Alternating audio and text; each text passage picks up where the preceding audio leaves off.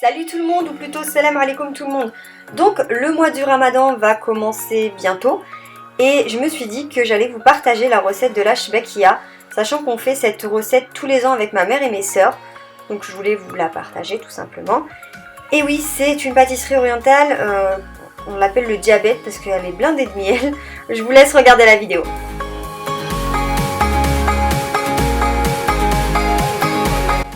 Alors, pour la quantité que je vais vous présenter, il faut un sachet de levure chimique.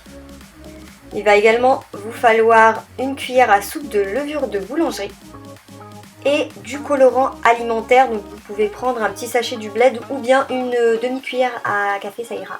Et ensuite, il va falloir 750 g de beurre. Alors attention, les quantités vont être énormes et vous allez voir pourquoi. Parce qu'on met beaucoup de farine et on en fait une grande quantité. Nous, on utilise plutôt de la margarine.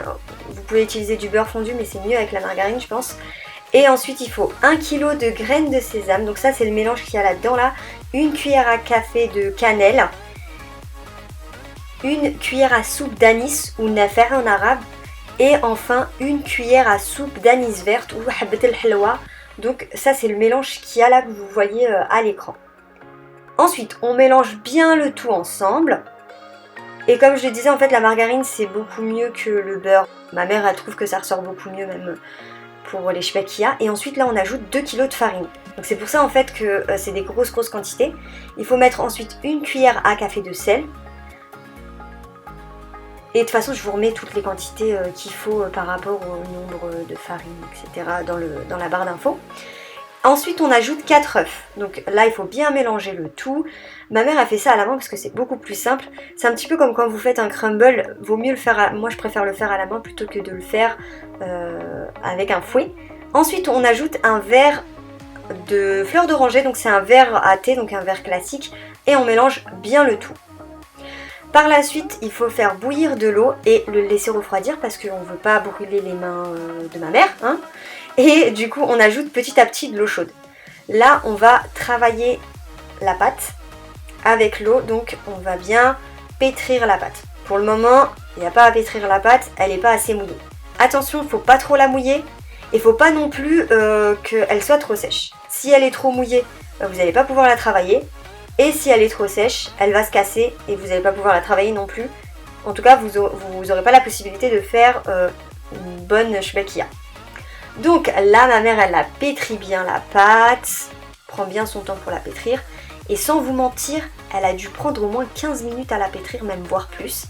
Et vous voyez, en fait, au fur et à mesure, elle ajoute de l'eau, tout simplement, parce qu'elle pense que la pâte elle est trop sèche. Voilà. Donc par contre là je pourrais pas vous donner de quantité d'eau exactement, c'est vraiment à l'œil et ça dépend aussi des ingrédients que vous utilisez.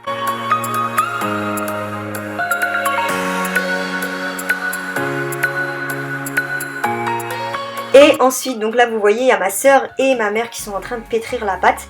Il faut que la pâte elle soit élastique pour pouvoir bien la travailler. Quand c'est le cas, donc là ma mère elle est en train de faire des sortes de petites parts. Et on les met dans des sachets de congélation.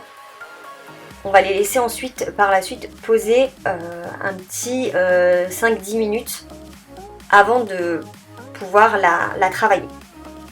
Donc voilà. Par la suite, on enfarine donc le plan de travail ou la table, ça dépend sur quoi vous travaillez. Et on va étirer la pâte. Donc là, ma mère, comme vous le voyez, elle met de la farine, elle retourne la pâte, elle l'étire et ainsi de suite. Il faut que la pâte soit très fine. Et là, il y a mon neveu qui a essayé je sais pas si vous avez vu, il y avait un rouleau, il essayait de le faire également.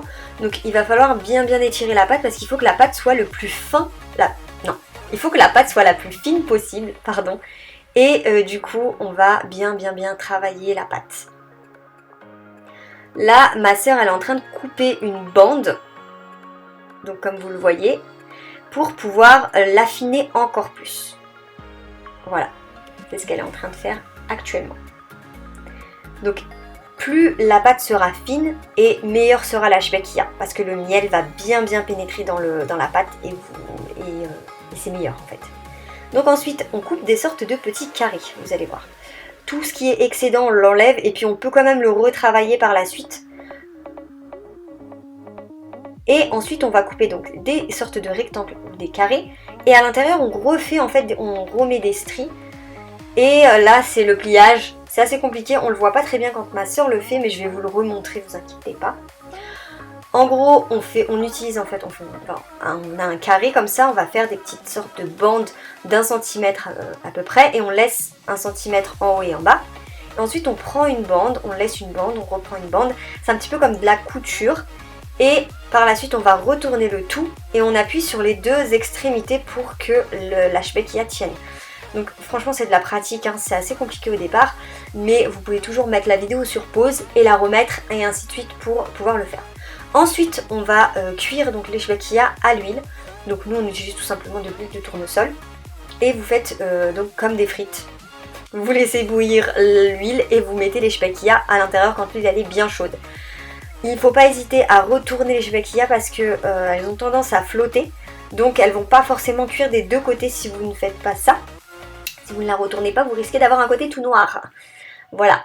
Et quand elle est assez dorée, limite, vous allez voir de toute façon sur la vidéo, limite marronnée on va dire, vous la mettez dans le miel, donc du miel qui a été fondu avant.